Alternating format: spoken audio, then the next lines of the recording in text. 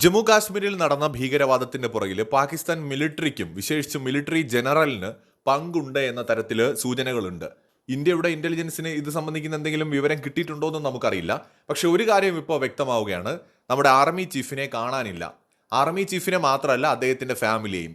Pakistan military army ചീഫിന്റെ family, military chief, ഒപ്പം മറ്റ് പല ജനറൽമാരും ഉയർന്ന മിലിറ്ററി ഉദ്യോഗസ്ഥരെയും ഇപ്പോൾ കാണാനില്ല, അവരുടെ ഫാമിലിയെയും കാണാനില്ല. രണ്ട് രീതിയിലാണ് വാർത്തകൾ പ്രചരിക്കുന്നത്. ഒന്ന്, ഇവര് സുരക്ഷിതമായ സ്ഥലത്തേക്ക് മാറിയിട്ടുണ്ട്.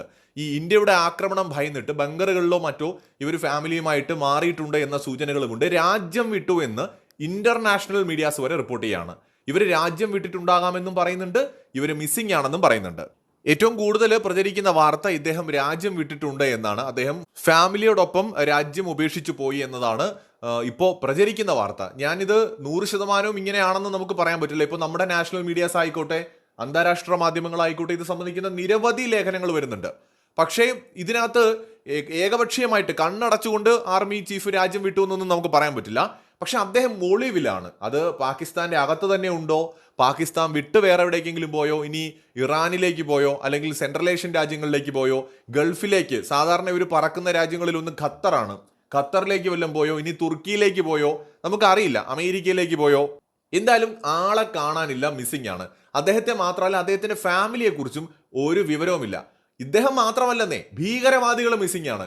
നേരത്തെയൊക്കെ ഈ നമ്മുടെ പാക് അധീന കാശ്മീരിൽ പരസ്യമായിട്ട് പ്രചാരണങ്ങൾ നടത്തിക്കൊണ്ടിരുന്ന, റാലികൾ നടത്തിക്കൊണ്ടിരുന്ന ഭീകരവാദികളും മിസ്സിംഗ് ആണ്. എല്ലാവരും ഒളിവിൽ പോയിരിക്കുകയാണ്. ഇതിന് ചില കാരണങ്ങൾ നമ്മൾ പൊതുവെ നോക്കിക്കഴിഞ്ഞാൽ നമുക്ക് മനസ്സിലാക്കാൻ കഴിയുന്ന കാരണങ്ങൾ, അതായത് നമ്മൾ ഈ ഇസ്രായേൽ ഇറാൻ റിലേഷനുമായിട്ട് ഇതിനെ കമ്പയർ ചെയ്യണം. ഇറാൻ ഭീകരവാദികളെ ഉപയോഗിച്ചുകൊണ്ട് ഇസ്രായേലിൽ ആക്രമണങ്ങൾ നടത്തുന്ന സമയത്ത് ഇസ്രായേൽ എന്ത് ചെയ്യുമെന്ന് വെച്ച് കഴിഞ്ഞാൽ ഇറാന്റെ മിലിറ്ററി ജനറൽമാരെയോ അല്ലെങ്കിൽ തത്തുല്യമായ ഉയർന്ന പോസ്റ്റിൽ ഇരിക്കുന്ന ആൾക്കാരെയോ വധിക്കും. അതിന് മൊസാദിനെയാണ് കൂടുതലും അവർ ഉപയോഗിക്കുന്നത്. മൊസാദ് കൂലിപ്പടയാളികളെ ഉപയോഗിച്ചുകൊണ്ടോ ഇന്റലിജൻസ് വിങ്ങിനെ ഉപയോഗിച്ചുകൊണ്ടോ അതീവ സുരക്ഷാ പ്രാധാന്യമുള്ള സ്ഥലങ്ങളിൽ വെച്ച് പോലും മിലിറ്ററി ജനറൽമാരെയൊക്കെ വധിക്കുന്നത് പതിവാണ്. അപ്പൊ ഇത് ഇസ്രായേൽ പലപ്പോഴും ഇറാനെതിരെ പ്രയോഗിക്കുന്ന ഒരു തന്ത്രമാണ്. ആ ലെവലിലേക്ക് ഇസ്രായേൽ ഇറാൻ റിലേഷൻ എങ്ങനെ മോശമായോ ആ നിലയിലേക്ക് ഇന്ത്യ പാകിസ്ഥാൻ ബന്ധം ഇന്ന് എത്തി നിൽക്കുകയാണ്. അപ്പൊ ഇന്ത്യയുടെ തിരിച്ചടി എന്ന് പറയുന്നത് ഏത് രീതിയിലാണെന്ന് ഇവർക്ക് ആർക്കും മനസ്സിലാവുന്നില്ല. ഇനിയിപ്പോ ഇന്ത്യ ടാർഗറ്റ് ചെയ്യുന്നത് പാകിസ്ഥാന്റെ മിലിറ്ററി ചീഫിനെ തന്നെയാണോ എന്ന് പാകിസ്ഥാൻ ഭയപ്പെടുന്നുണ്ട്. അദ്ദേഹം സ്വയം ഭയപ്പെടുന്നുണ്ട്. കാരണം അദ്ദേഹം നടത്തിയ പ്രസംഗം നമ്മുടെ എല്ലാം മുമ്പിലുണ്ട്.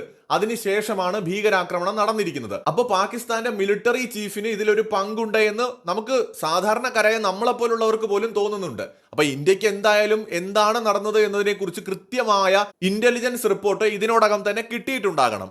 അതുകൊണ്ടായിരിക്കണം ഇദ്ദേഹം മുങ്ങിയത്. കാരണം ഇന്ത്യക്ക് മനസ്സിലായി എന്ന് തോന്നുന്നു, അദ്ദേഹത്തിന്റെ ജീവൻ ആപത്തുണ്ടെന്ന് മനസ്സിലായിരിക്കുന്നു. അങ്ങനെ പാകിസ്ഥാന്റെ മിലിറ്ററി ചീഫ് തൽക്കാലം മുങ്ങിയിരിക്കുകയാണ്. അതായത് ഇന്ത്യ പാകിസ്ഥാനോട് ഫൈറ്റ് ചെയ്യുന്ന രീതി, ആ ഒരു സ്ട്രാറ്റജി ചേഞ്ച് ചെയ്തിരിക്കുകയാണ്. എങ്ങനെ ഇസ്രായേൽ ഇറാനെതിരെ ഫൈറ്റ് ചെയ്യുന്നോ ആ രീതിയിലേക്ക് ഇന്ത്യ മാറുന്നോ എന്ന സംശയങ്ങളുണ്ട്. നമുക്ക് ഇങ്ങനെയാണെന്ന് ഒരിക്കലും ഉറപ്പിച്ചു പറയാൻ പറ്റില്ല. ഇന്ത്യൻ മിലിറ്ററിയും ഇന്ത്യൻ ഏജൻസികളും എന്താണ് തിങ്ക് ചെയ്യുന്നു എന്നുള്ളത് അവർക്കല്ലാതെ ഒരു ഈച്ചയ്ക്ക് പോലും അറിയാൻ പറ്റില്ല. രാജ്യത്തെ ഏറ്റവും മികച്ച നാഷണൽ മീഡിയാസിന് പോലും ഒരു ഇൻഫർമേഷനും കിട്ടില്ല. ആ രീതിയിലാണ് ഇന്ത്യ ഓപ്പറേറ്റ് ചെയ്യുന്നത്. അപ്പോൾ ഇത് നമുക്ക് കിട്ടുന്ന വാർത്തകളെ മുൻനിർത്തിയുള്ള നമ്മുടെ ഊഹങ്ങളോ സംശയങ്ങളോ മാത്രമാണ്.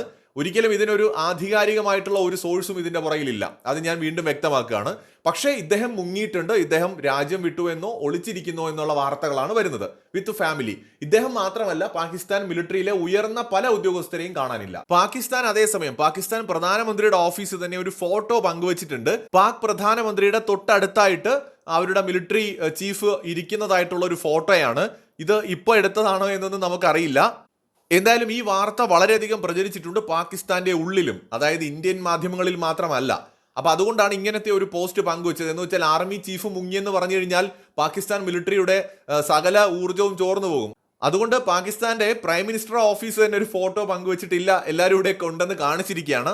എന്താണെങ്കിലും പാകിസ്ഥാൻ കടുത്ത അപകടം മണക്കുകയാണ്. പ്രത്യേകിച്ച് ഇന്ത്യ ശക്തമായ ആക്രമണം നടത്തുമെന്ന് അവർ പ്രതീക്ഷിക്കുന്നുണ്ട്. എങ്ങനെ മിലിറ്ററി ജനറലിനെ ടാർഗറ്റ് ചെയ്യോ, മറ്റേതെങ്കിലും രീതിയിൽ ഇന്ത്യ എന്തെങ്കിലും പണി കൊടുക്കൂ, ഇത് അവർക്കറിയില്ല. അതുകൊണ്ടാണ് ഇപ്പോൾ അവർ ഈ ആശങ്കയിൽപ്പെട്ടിരിക്കുന്നത്. മറ്റൊരു വീഡിയോയുമായി വീണ്ടും വരാം.